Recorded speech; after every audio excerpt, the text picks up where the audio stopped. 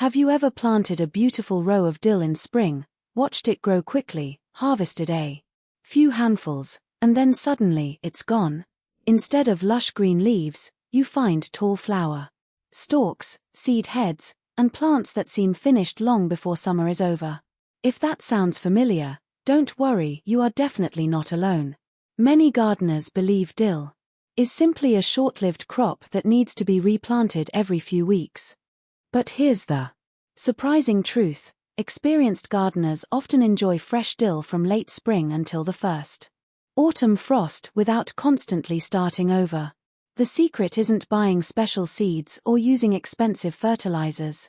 It's understanding how dill naturally grows and working with the plant instead of against it. In today's video, I'll show you exactly how to keep dill producing fresh, tender leaves for months. We'll cover soil preparation, watering, harvesting techniques, preventing early flowering, encouraging natural regrowth, and a few professional tricks that make a huge difference. By the end of this video, you'll know how to turn a single planting into an almost endless harvest. Let's get started. First, we need to understand why dill usually disappears so quickly. Many gardeners think they've done something wrong when their dill suddenly sends up flower stalks. In reality, the plant is simply following its natural life cycle. Dill is an annual herb. That means its goal isn't to provide us with endless leaves. Its goal is to grow quickly, produce flowers, make seeds, and complete its life cycle before the season ends. Every decision the plant makes is focused on reproduction. When conditions become stressful, whether from heat, drought, crowded roots, or inconsistent watering, the plant believes its time is running out. It responds by flowering earlier than normal. Once flowering begins, something interesting happens inside the plant. Instead of putting energy into producing soft, flavorful leaves, dill redirects almost all of its nutrients toward making flowers and seeds. The leaves become fewer, smaller, tougher, and less aromatic. Many gardeners immediately pull these plants out, believing the harvest is over. But that is often unnecessary. Understanding this natural process allows you to slow it down, delay flowering, and even encourage new generations of dill to appear automatically. That's where the real magic begins. Now let's talk about the biggest mistakes that shorten the harvest. Mistake number 1 is planting everything at once. It seems logical. You buy one packet of seeds, sow the entire packet in one afternoon, and expect fresh dill for months. Unfortunately, all those plants are the same age. They germinate together. They mature together. And they flower together. Within just a few weeks, your entire crop reaches the end of its productive stage. Instead, experienced gardeners create a living cycle where younger plants naturally replace older ones. We'll explain exactly how to do that later in this video. Mistake number 2 is choosing the hottest location in the garden.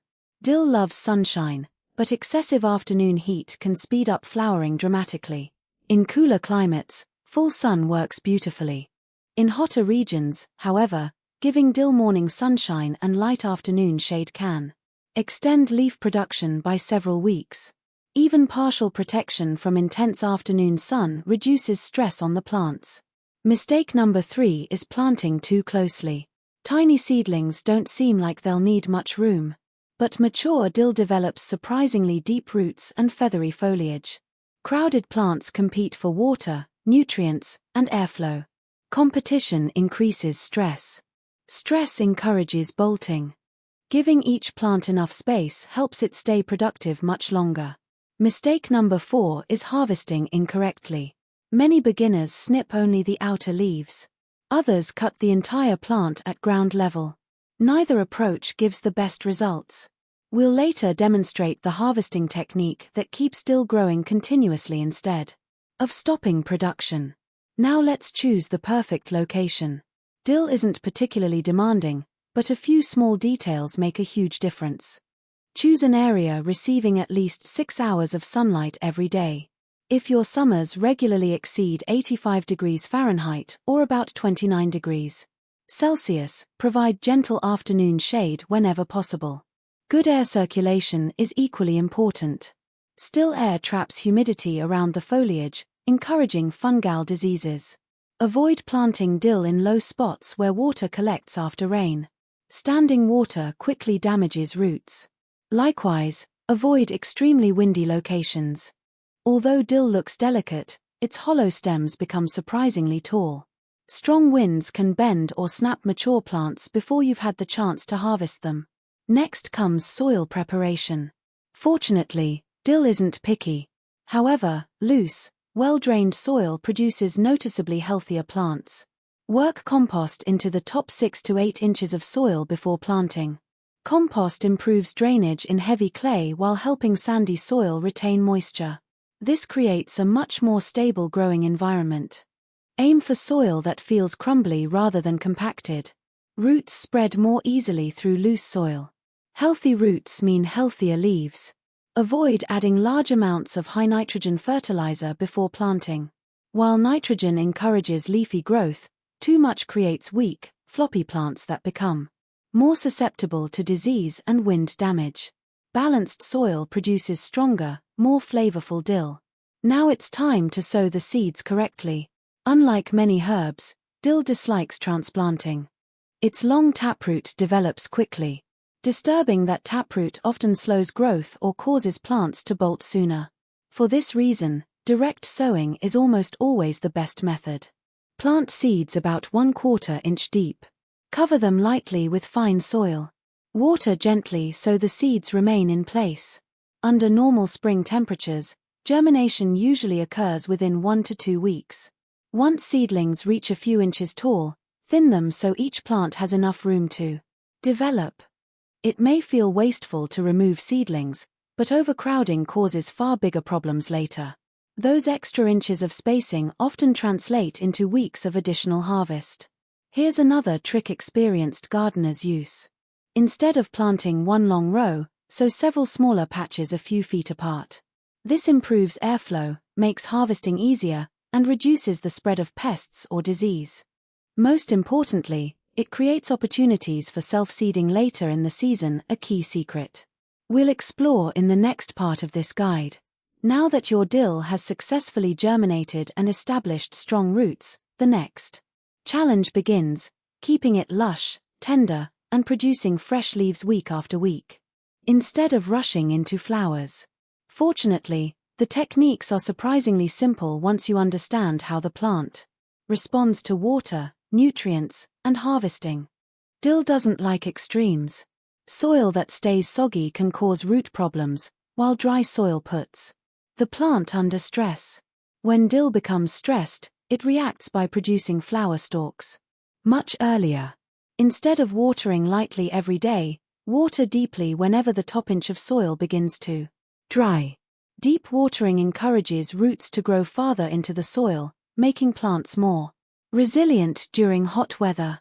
Early morning is the ideal time to water. The moisture has time to soak into the ground before the heat of the day, and the leaves dry quickly, reducing the risk of fungal diseases. Avoid watering late in the evening whenever possible. Wet foliage overnight creates perfect conditions for mildew and other common garden diseases. Another simple way to reduce watering problems is by adding mulch. A 2-inch layer of straw, shredded leaves, untreated grass clippings, or compost helps the soil retain moisture and keeps temperatures more stable around the roots. Mulch also reduces weed growth. That's important because weeds compete with dill for water, nutrients, and sunlight. Less competition means healthier plants that stay in their leafy stage longer. Now let's discuss fertilizing. One of the biggest misconceptions is that herbs need frequent feeding. In reality, dill is a relatively light feeder. If you've prepared the soil with compost before planting, your dill may need little or no additional fertilizer during the season. If growth slows or the leaves become noticeably pale, apply a light feeding with a balanced organic fertilizer or a diluted liquid seaweed or fish emulsion solution. Avoid heavy applications of nitrogen-rich fertilizers. While they can produce rapid growth, They also create soft, weak stems that are more likely to fall over and become vulnerable to pests. Healthy, steady growth is much better than rapid, lush growth. Now we come to the secret that separates experienced gardeners from beginners: proper harvesting. Many people wait until the plants become large before harvesting. Others cut only a few leaves every now and then. Neither approach gives the best results. Begin harvesting once the plants reach about 8 to 10 inches tall. Always use clean scissors or garden snips. Instead of removing random leaves, trim the upper side shoots. This encourages the plant to branch, producing even more leafy stems. Think of it like giving the plant a gentle haircut. Each cut stimulates additional growth. Avoid removing more than 1/3 of the plant at a time. The remaining foliage continues producing energy, allowing the plant to recover quickly. Another important tip is to remove developing flower buds as soon as you notice them. Tiny buds often appear long before the flowers actually open. Pinching them off redirects the plant's energy back into leaf production. This simple habit alone can extend your harvest by several weeks. However, don't remove every flower from every plant. Leave a few healthy plants untouched. You'll soon discover why. Now let's reveal one of the best-kept secrets for growing dill all season without constantly sowing new seeds. Allow a few plants to flower naturally. Their bright yellow flower heads attract pollinators, including bees, butterflies, hoverflies, and tiny beneficial wasps. These insects don't just help your garden, they also reduce populations of aphids and other pests. As the flowers mature, they produce seeds that gradually fall onto the surrounding soil. If the ground stays lightly moist, many of these seeds germinate naturally. Soon you'll notice tiny dill seedlings appearing around the older plants. This process creates a continuous cycle. Older plants finish their life while younger plants quietly take their place. Instead of replanting by hand every few weeks, nature does much of the work for you. To make this system even more successful, avoid heavily disturbing the soil beneath mature dill plants. Frequent digging or hoeing buries the fallen seeds too deeply or destroys young seedlings before they emerge. A light layer of compost is usually enough to protect the soil while still allowing self-seeded plants to sprout. Let's also talk about companion planting. Dill grows especially well alongside many vegetables. It's an excellent companion for cucumbers, onions, lettuce, cabbage, broccoli, kale, and beets. Its flowers attract beneficial insects that help control common garden pests naturally. However, avoid planting mature dill directly beside carrots or fennel. These plants belong to the same botanical family. Fennel, in particular, can inhibit dill's growth, and cross-pollination may occur if you're saving seeds. If possible, give fennel its own area of the garden. Spacing also matters. Allow enough room between dill and neighboring crops so air circulates freely. Good airflow keeps foliage dry after rain and greatly reduces disease problems. Hot summer weather presents another challenge. As temperatures rise, even healthy dill begins thinking about reproduction. Fortunately, there are several ways to slow this process. Provide consistent moisture. Maintain mulch. Harvest regularly. Remove flower buds early. And if your garden experiences intense afternoon sun, consider installing temporary shade cloth during the hottest weeks of summer. Even reducing sunlight by 20 to 30% during the afternoon can noticeably delay bolting. Another helpful technique is to grow dill near taller vegetables like tomatoes or sweet corn, where the plants receive bright morning sun and filtered afternoon shade. This natural protection often keeps dill productive much longer than plants growing in full afternoon sun. By now, your dill should be producing generous harvests while younger seedlings begin appearing naturally around the older plants. But there's still more to learn. How do you protect dill from pests without chemicals? What should you do when flowering becomes unavoidable? How do experienced gardeners save seeds while ensuring next year's crop practically grows itself? And how can you continue harvesting fresh dill well into autumn? One of the biggest concerns for gardeners is pests. Fortunately, dill is naturally more resistant than many other herbs, but that doesn't mean it's completely trouble-free. The most common visitors are aphids. These tiny insects gather on young stems and flower buds, feeding on the plant's sap. If left unchecked, they can weaken the plant and slow new growth. The good news is that a healthy garden usually takes care of aphids naturally. Ladybugs, lacewings, hoverflies, and tiny parasitic wasps all feed on aphids. In fact, dill flowers are among the best food sources for many beneficial insects. This is another reason not to remove every flower head from your garden. By allowing a few plants to bloom, you're creating a habitat that attracts nature's own pest control team. If aphids do become numerous, a strong spray of water from the hose is often enough to knock them off the plants. Repeat this every few days if necessary. Avoid broad-spectrum insecticides whenever possible. These products don't just kill pests, they also eliminate the beneficial insects that help keep your garden healthy. Now let's talk about diseases. Dill rarely suffers from serious disease when grown under good conditions. Most problems begin with poor airflow and constantly wet foliage.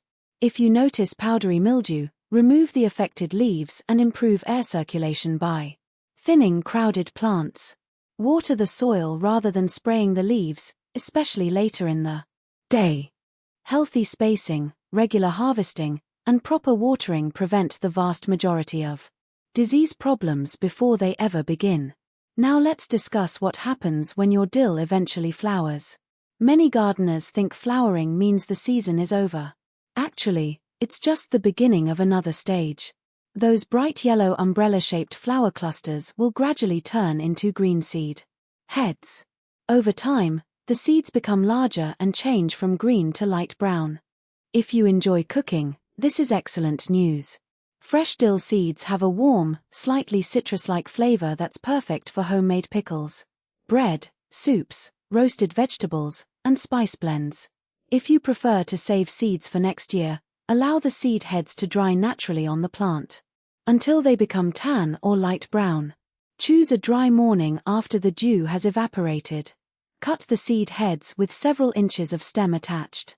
Tie small bundles together and hang them upside down inside a paper bag in a cool, dry, well-ventilated place.